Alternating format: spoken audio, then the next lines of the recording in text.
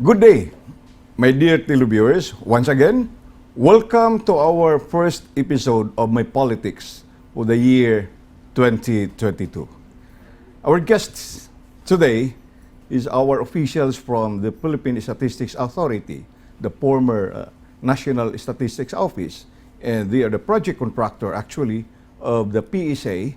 We have here Ma'am Jocelyn Llanto. She is the information campaign and marketing lead of UNISYS, the contractor of the digitalization project or program of the Philippine Statistics Authority. Ma'am Jo, thank you and welcome to my talk show, My Politics. You are my first guest for this year, 2022. Napakasarap pong malaman na ano. And masaya rin po kami na naimbita sa inyong programa para maibahagi naman natin sa ating mga kababayan ang tungkol sa digitalization ng PSA. Great. Yeah. Okay. Well, Llanto and Llanto, you are from Cebu? No. Lozano, my maiden name. Yes. Galing po kami taga Pampanga. Okay. And Llanto, my husband, comes from Naga City, sa Camarines. Because we have a lot Bicolano. of Lozano and Llantos here in Cebu. Anyway, yes, ma'am. Can you tell us about what is UNISYS and how come that you are one of the project contractors, or you are the project contractors of this very important project or program of the PSA on digitalization? Yes. Actually, UNISYS is a global IT services company. We operate our business in two segments, services and technology. Okay. Kasama po sa mga kliyente or binibigyan ng serbisyo ng UNISYS ay ang mga ang public sector. So kasama po dito ay ang mga government agencies. I see. At present, UNISYS employs more than 17,000 people across the globe. Okay, worldwide. Okay. Worldwide. Yeah, okay. And we have operations in more than 40 countries around the world. So that's UNISYS. Okay. Now, what you support software and hardware to the different government agencies and other companies? Yes, that's correct, Arthur, including the services. I see. Like what we are doing right now with PSA. Now, this is under phase 2, the CRS, or the Civil Registry System Project. Information Technology Program number 2. Okay, so you're going to, what are you going to do with this particular project or particular program? And this being carried out or implemented nationwide in the different regions of the PSA? Yes, CRS ITP2 actually started in 2016. I see. This is the successor project of the CRS ITP1. Okay. Is this part of the 12-year project program or a 12-year project of the PSA? Yes, this is a 12-year engagement with PSA. Okay.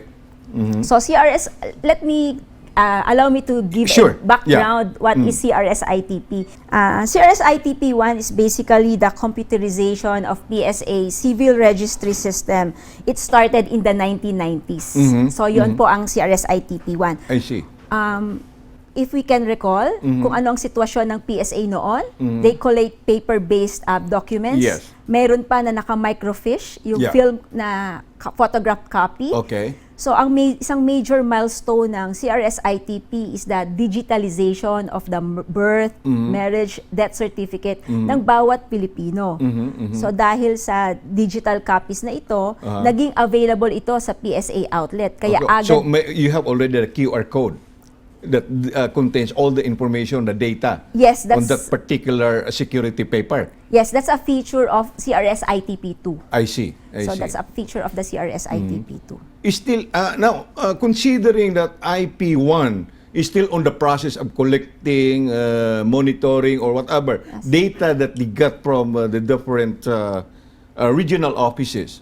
So, you will, what do you mean? You'll get all, you will have that data stored in In the program? In the database, In yes. the database. We convert them into digital copies. I see. So there is a conversion process. I see. At present, we have already converted close to 200 million documents. Yeah, at present, how is the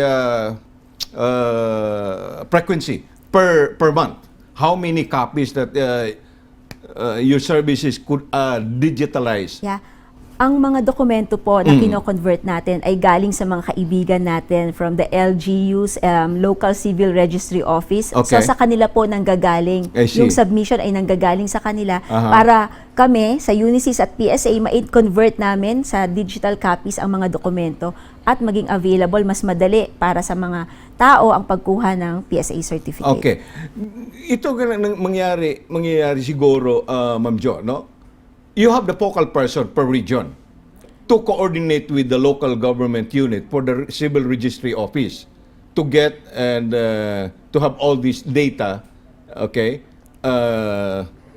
stored in your system. Yes. That's the working. Yes, it's PSA's task or responsibility to ensure that the copies from the local civil register are transmitted to the PSA main office. Okay. Now, let's go back to the digitalization concept of the program contracted out by UNISYS. Okay, so this started in 1990 as part of the continuing program or project. Until now, you are still implementing it. How far is your program implementation as far as the project is concerned? Yes, since ITP2 is a successor project of ITP1, actually we have developed a modern and new computerized system to serve or handle the PSA operations. I see. So mayroon din pong kaming 40 outlets na tinayo sa ITP1 and additional 40 outlets sa ITP2, meaning a total of 80 outlets nationwide servicing our Filipino people. Okay, with this kind of project, Ma'am Jo, can we expect the public instead of going to the regional offices to have this SINOMAR, death certificate, or other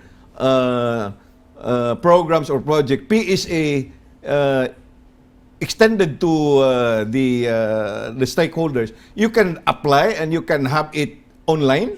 Salamat po. Napakagandang katanungan para mapaalam natin to ang mahalagang impormasyon na to sa ating mga kababayan.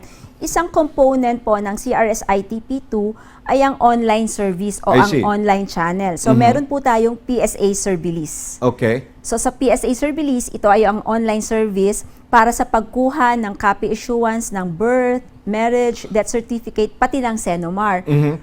So, ang maaari pong mag-apply sa ating website www.psaservice.com.ph. Yeah, ibigay natin mamaya, no, yung parang website niyo ilagay natin as part of the component sa programa natin o sa interview natin ngayon. Opo. Dito po, kung kayo ay mag-a-apply sa PSA Service, i-deliver sa inyo ang inyong dokumento. Anytime, anywhere, pwede po kayo mag-apply. Online payment din po ay tinatanggap.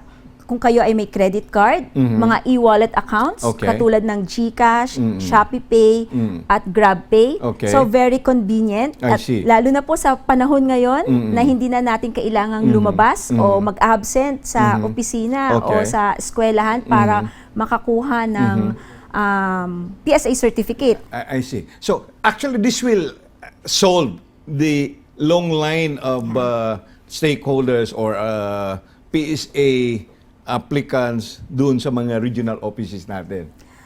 Abot din po ang PSA Service sa mga kababayan natin abroad at OFWs dahil maaari din silang kumuha sa pamamagitan ng PSA Service. Kung gusto naman, kung meron namang immediate or urgent requirement ang mga kababayan natin abroad, meron po kaming partnership with DHL Express. And DHL Express, I'm happy to share that... That's official courier? Official courier for international deliveries. They have extended a 30% discount on the shipping fees. I see. So, we'll be expecting a paperless transaction with the PSA? Yes, it's a door-to-door delivery. Okay. So, it's a good opportunity. It's a good project. Actually, it's a good program. of one of our government agencies to have this kind of implementation more on paperless transaction. Our guest this evening is our Information Campaign and Marketing Lead, Ma'am Jocelyn Llanto.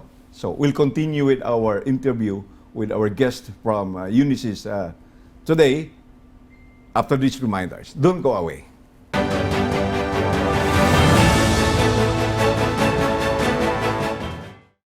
Once again, welcome to our weekly talk show, My Politics. This is your host, Art Barrit.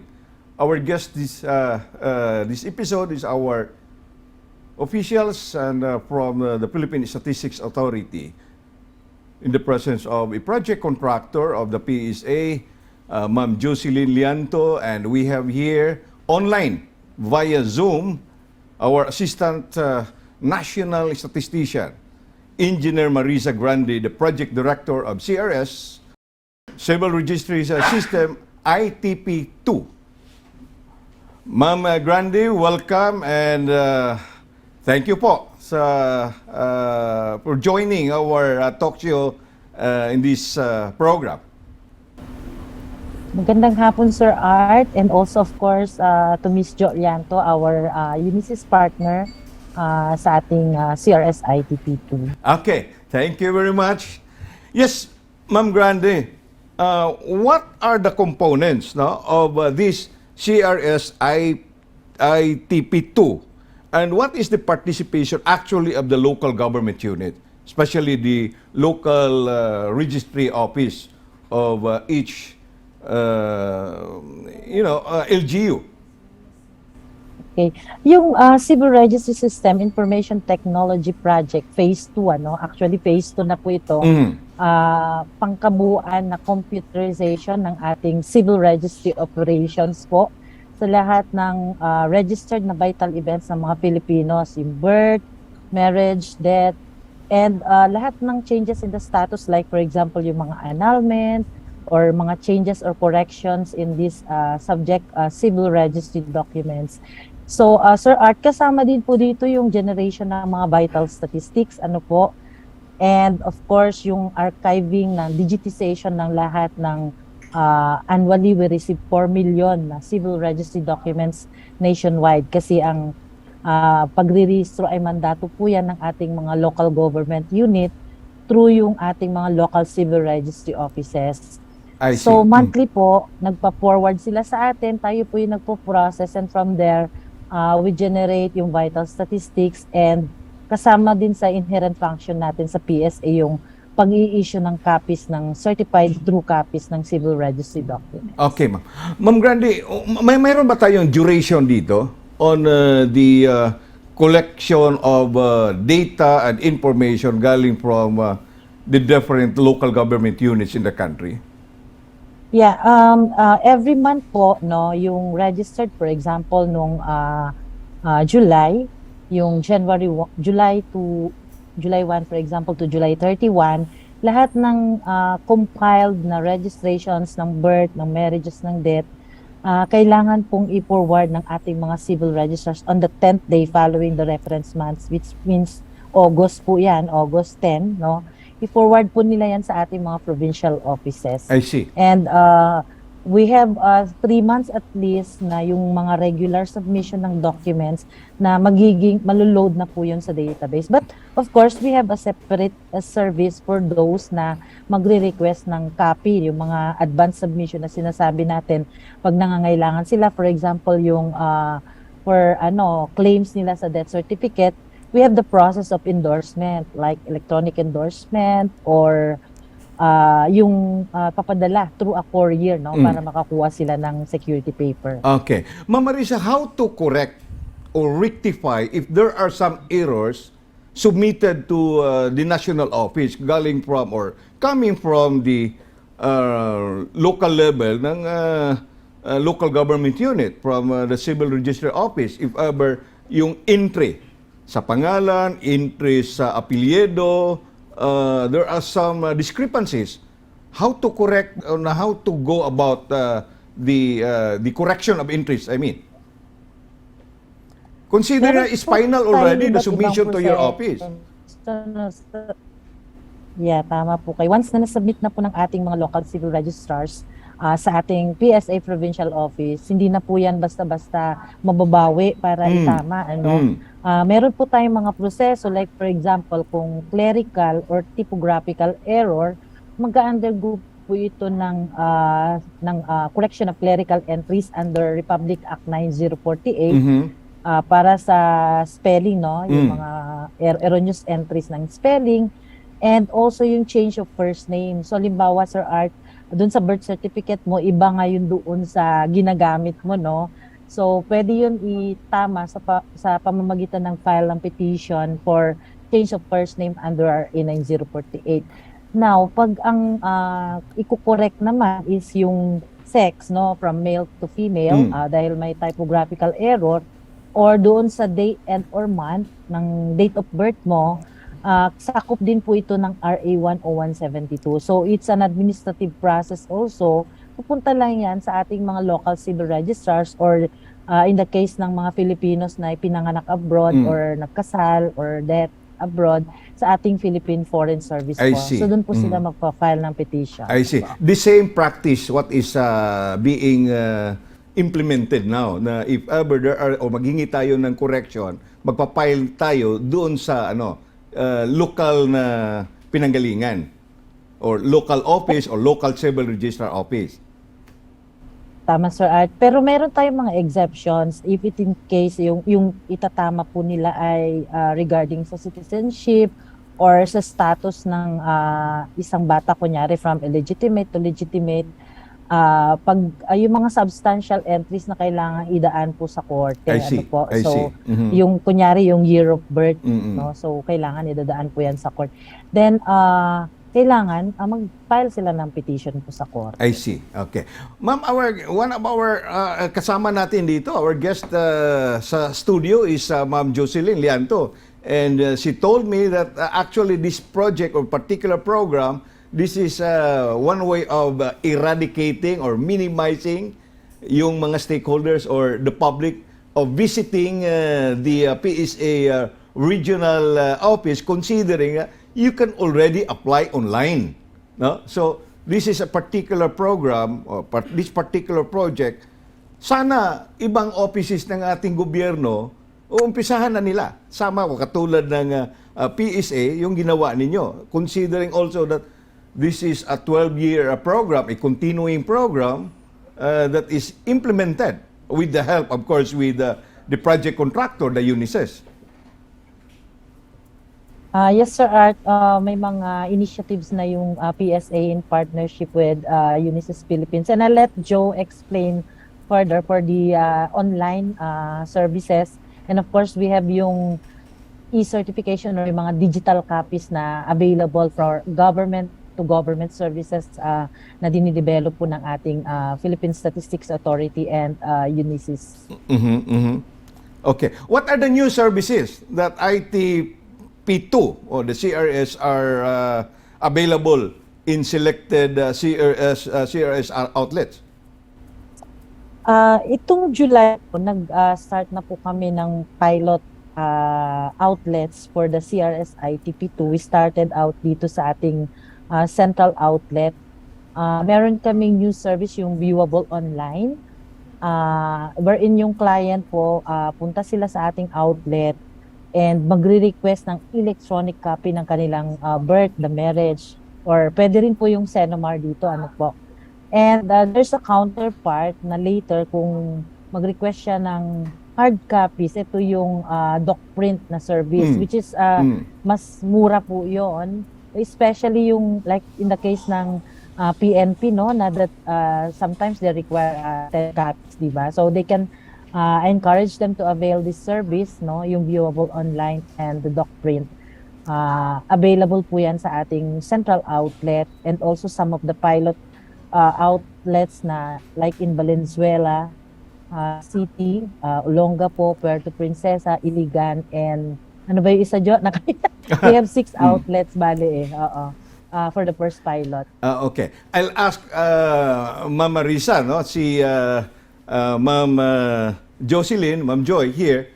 the manner of implementation, considering that this is implemented nationwide, Ma'am Jo, and then how do you go about yung implementation natin per city or per province? Now there are provinces na small province and big provinces and small cities and big cities. So like for instance, Metro Manila or the National Capital Region. And here you in Cebu City, you have the Cebu province with a lot of different cities and municipalities. So how many focal persons or project contractors that are based in Cebu City and the province?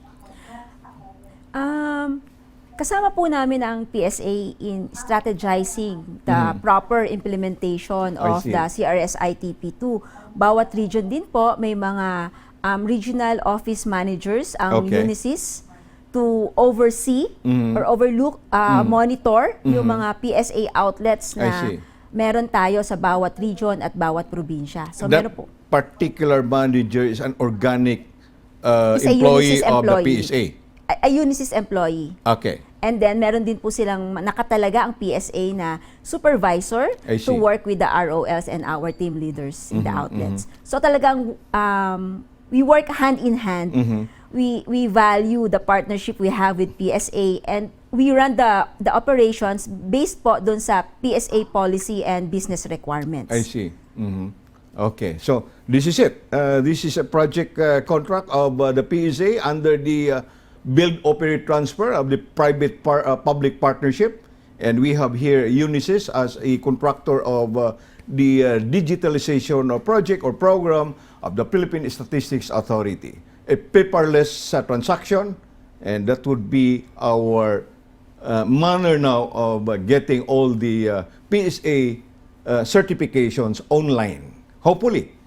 And our guest, the National Statistician of the PSA, the Project Director of the CRS-ITP2, and likewise the Project Contractor, the Information Campaign and Marketing Lead of the CRS-ITP2, Ma'am Jo Llanto. So with this, we'll have some commercial break. Don't go away.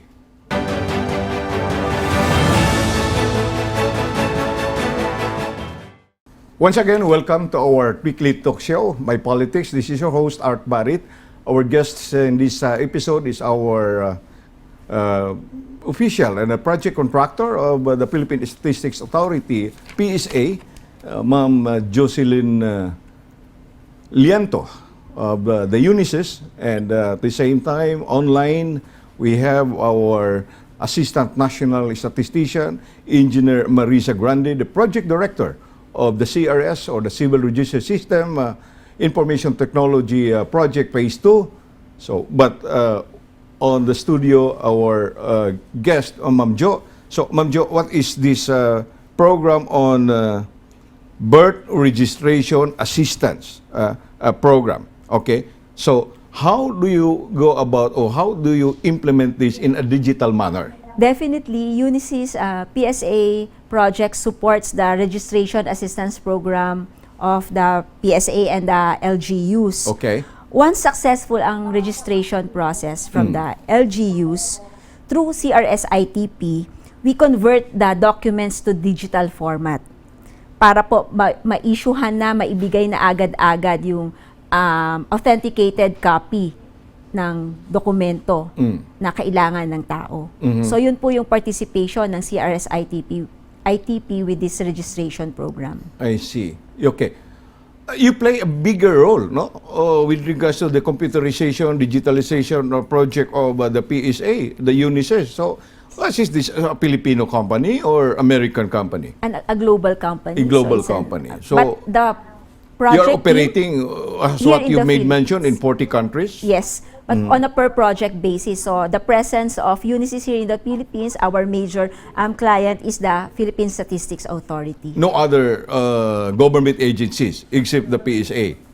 There are some in the making, hopefully. We can continue to help other government agencies. But you are not only singling or offering your services to the government agencies, but likewise also you offer it to the private sector? Yes, may presence po kami sa banking industry and other private institutions. I see.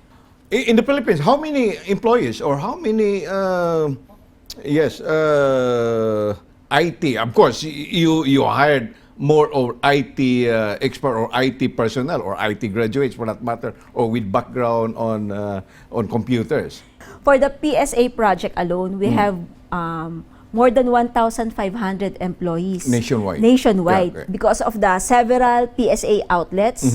So, UNISYS personnel managing and helping the PSA in their day-to-day operations. Where's your office here in Cebu City? In Cebu City, it's in IT Park? Is that the Gaisano. one? In Gaisano. And we also have our secondary back office, Okay. wherein we process and print requests, process requests. No, the processing is centralized. So we have an office here in Cebu IT Park. We call it the secondary back office. I see. The data center, The the data cen- processing center. Yes, the data center, we manage them also. So that's why the public and the PSA are ensured of, secured environment, protecting all these civil registry documents or records. Okay. So the data center of the CRS-ITP2 is located inside the PSA complex in Okay. East Avenue, Quezon City. I see.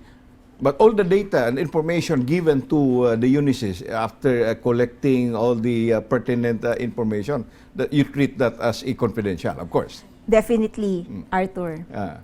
We value and follow the Data Privacy Act. Okay. So, in Cebu City, you have the IT Park as a second office, then the Gaisano South. And then the Cebu, PSA CRS Cebu outlet located in Gaisano. I see. So, of course, of the 1,000, how many are stationed in Cebu? 50 in the outlet, 50 we call them UNISYS associates in the PSA CRS outlet. In the Cebu secondary back office, we have 50 employees. I see. And in the PSA CRS Cebu outlet, we have around 40 employees. Services to the PSA aside from services, yes. these online certifications that PSA also is offering to the public. Yes, aside from the computerized, the modern system, we also continuously convert the new documents into digital format. And then sa mga nakapunta na sa PSA outlet, makikita nyo yung standard look and feel nung tanggapan. So, outlet enhancement is I part see. of the project.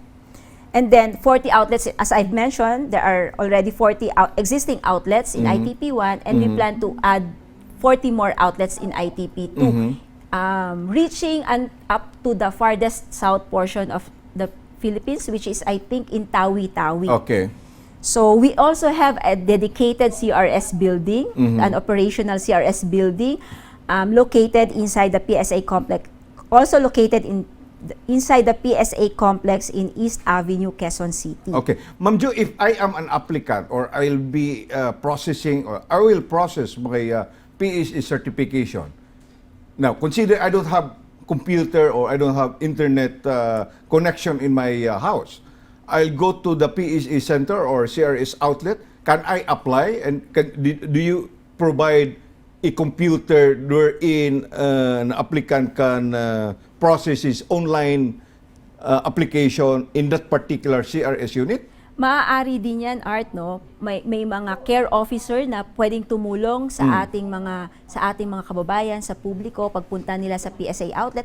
Pero kung may malapit na SM sa inyong lugar, pwede rin mag-apply through the batch request entry system. So available din po, or pwede rin ang kumuha ng PSA certificate sa mga SM malls. Bakit mayroon kayong outlet, mayroon kayong CRS outlet or parang office or ano, ang tawag doon sa mga Ang sistemang sa SM? ginagamit ng SM, ang tinatawag na batch request entry system, or yung mas kilala ng mga tao bilang BREX, ay developed din po or component din ng CRS-ITP.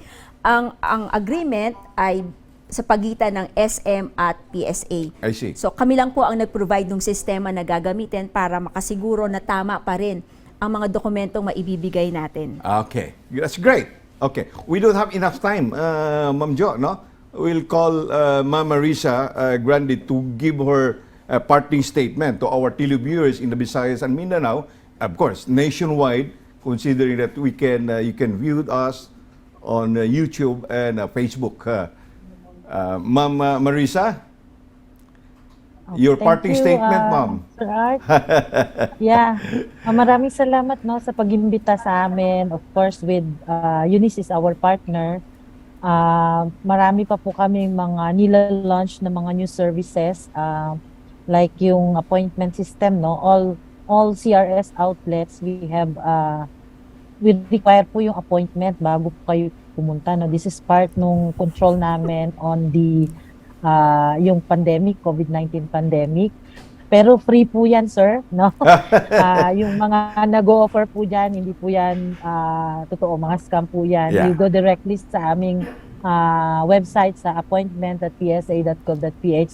And those naman po na may mga rush request, we just require yung mga proof na talagang they have rush na request, and then i-assess po yan ng ating mga outlet supervisors para sa makater yung request niyo for copy issuance. And thank you again, Sir Art, no, for inviting us dito sa ating programa. And we will continue to expand additional services. May mga outlets to be open pa po this year and until next year. Ito yung mga walk-in clients na outlets po natin, establish natin with the UNISYS. Or if hindi naman po sila makapunta, yung services namin online, yung binanggit ni Jo kanina, you just have to file your application online via yung psaservicelist.com.ph. Okay. Yun lang po, sir. Yeah, thank you very much, Ma'am Marizza Grande. Okay, Ma'am Jo, your parting statement. Yes, salamat Art sa pagkakataong ito at ganun din kay ANS Mariz na kasama natin siya para maipaliwanag ang tungkol sa CRS-ITP2. Kami sa UNISYS, makakasiguro po kayo na kasama na patuloy naming makakasama ang PSA para sa pagbigay ng world-class civil registry services. At the same time, ilalapit po namin ang serbisyo ng PSA sa publiko, sa mga tao. So yun po yung maaasahan ninyo mula sa engagement na ito ng UNISYS with the PSA.